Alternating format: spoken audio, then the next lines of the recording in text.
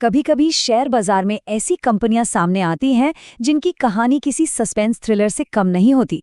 आज हम एक ऐसी ही पहेली पर बात करने वाले हैं, राजेश एक्सपोर्ट्स। एक तरफ ये सोने का एक बहुत बड़ा साम्राज्य होने का दावा करती है, लेकिन दूसरी तरफ इसके शेयर लगातार गिर रहे हैं। तो सवाल ये है कि क्या ये एक छिपा हुआ खजाना है या फिर एक डूबता हुआ जहाज? चलिए आज इस पूरी गुत्थी को सुलझाने की कोशिश करते हैं। सबसे पहले चलिए इस एक नंबर पर नजर डालते हैं, -68.13%। जी हाँ, ये कोई गलती नहीं है। पिछले 3 सालों में राजेश एक्सपोर्ट्स के निवेशकों की मेहनत की कमाई का यही हाल हुआ है। मतलब अगर किसी ने इसमें 1 लाख रुपए लगाए होते तो आज उसकी कीमत 14,000 से भी कम होती। ये एक आंकड़ा ही काफी है ये बताने के लिए कि यहाँ कुछ तो बहुत बड़ी गड़बड़ चल रही है। और ये बयान उस दिन की कहानी बताता है जब बाजार में दहशत का माहौल था। सोचकर देखिए, बेचने वालों की लंबी लाइन लगी है।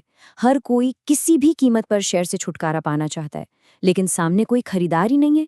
किसी भी निवेशक के लिए इससे बुरा सपना और क्या हो सकता है? तो आज हम इस पूरे मामले की तह तक जाएंगे। सबसे पहले हम देखेंगे कि ये गिरावट कितनी भयानक है। फिर हम कंपनी के दावों को परखेंगे जो इसे एक गोल्डन एम्पायर बताते हैं। इसके बाद हम उन दरारों को खोजेंगे जो एक बिल्कुल अलग कहानी कहती हैं। और आखिर में हम इस सवाल का जवाब ढूंढेंगे कि ये कंपनी पैसा बनाने वाली मशीन है या सब कुछ जीरो करने की राह पर है। तो चलिए शुरुआत करते हैं उन आंकड़ों से जो इस तबाही की कहानी बयान कर रहे हैं। ये कोई पुरानी बात नहीं है। हाल ही में 24 मार्च को स्टॉक ने अपना 52 हफ्तों का सबसे निचला स्तर छुआ। ये एक साफ साफ इशारा है कि बाजार का भरोसा इस कंपनी पर से पूरी तरह उठ चुका है। और फिर लगा लोअर सर्किट। देखिए, इसका सीधा सा मतलब होता है कि बेचने वाले इतने ज्यादा थे कि खरीदने वाला कोई बचा ही नहीं। सिस्टम को मजबूरन ट्रेडिंग रोकनी पड़ी। ये कुछ ऐसा है जैसे किसी जलते हुए थिएटर में सब बाहर भागना चाहते हैं पर दरवाजा जाम हो गया हो। ठीक है, अब जरा सिक्के का दूसरा पहलू देखते हैं। अगर बाजार में इतनी दहशत है तो कंपनी खुद अपने बारे में क्या कहती है? क्योंकि अगर हम सिर्फ कागजों पर देखें तो राजेश एक्सपोर्ट्स वाकई में एक सोने का साम्राज्य नजर आता है। जरा इस नंबर को देखिए, 4 लाख करोड़ से भी ज्यादा का रेवेन्यू। अरे ये तो भारत के कई राज्यों के कुल बजट से भी ज्यादा है। पहली नजर में तो कोई भी निवेशक इसे देखकर आकर्षित हो जाएगा, लेकिन क्या सच में सब कुछ वैसा ही है जैसा दिखाया जा रहा है? ये लाइनें सीधे कंपनी की एनुअल रिपोर्ट से ली गई हैं।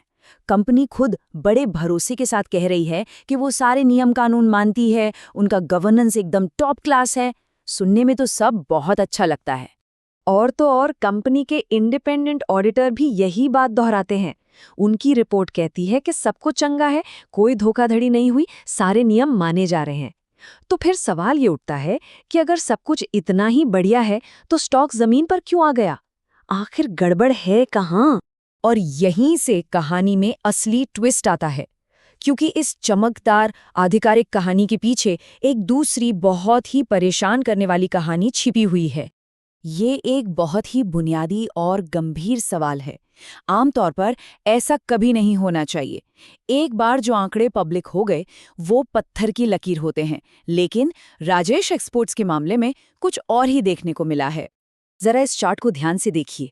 ये दिखाता है कि कंपनी ने पहली तिमाही नतीजों में कुछ और रेवेन्यू बताया और फिर साल के अंत में एनुअल रिपोर्ट में आंकड़े बदल दिए।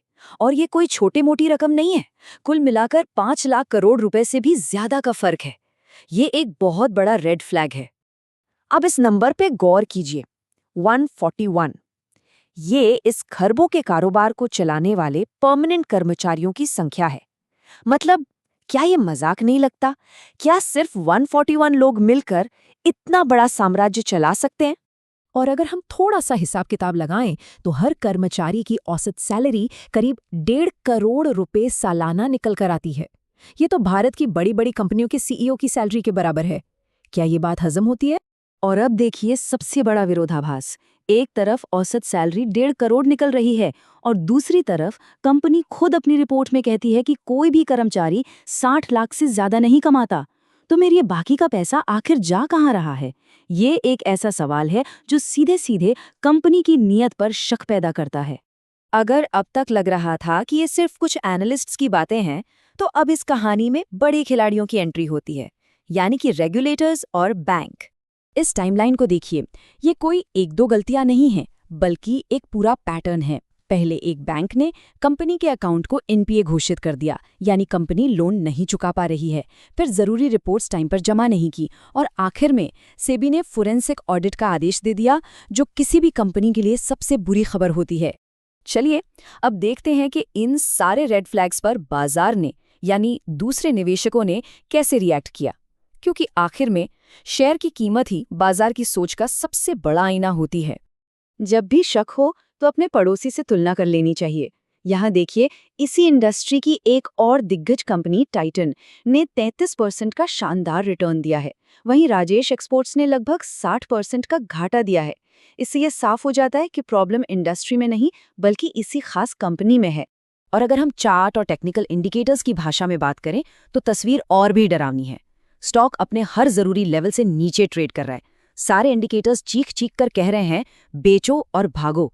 मतलब ट्रेडर्स की दुनिया में ये खुला ऐलान है कि इस स्टॉक से दूरी रहा जाए। तो अब हम सारी कड़ियों को जोड़ते हैं और उस दुविधा को समझते हैं जिसका सामना आज हर निवेशक कर रहा है।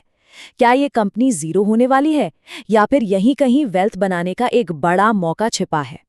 तो हम एक ऐसे चौराहे पर खड़े हैं जहां दो रास्ते हैं। एक रास्ता यानी बुल केस कहता है कि ये एक सोने की खान है जो मिट्टी के भाव मिल रही है, बहुत बड़ा रेवेन्यू, लगभग कर्ज मुक्त और अपनी असली कीमत से बहुत नीचे। और दूसरा रास्ता यानी बेयर केस हमें चेतावनी देता है कि ये एक धोखा है, एक जाल है, जहां रेगुलेटर का ऑडिट चल रहा है, आंकड़ों में गड़बड़ी है और लोन चुकाने का भी रिकॉर्ड खराब है। तो अंतिम सवाल यही है, क्या राजेश एक्सपोर्ट्स एक अनदेखा हीरा है जो एक दिन चमकेगा, या फिर ये ताश का एक महल है जो बस गिरने ही वाला है? क्या ये दौलत बनाने का रास्ता है या फिर सब कुछ शून्य हो जाने का? इसका जवाब शायद वक्त ही देगा, लेकिन एक बात साफ है, ये कहानी जोखिम और इनाम दोनों से भरी हुई है।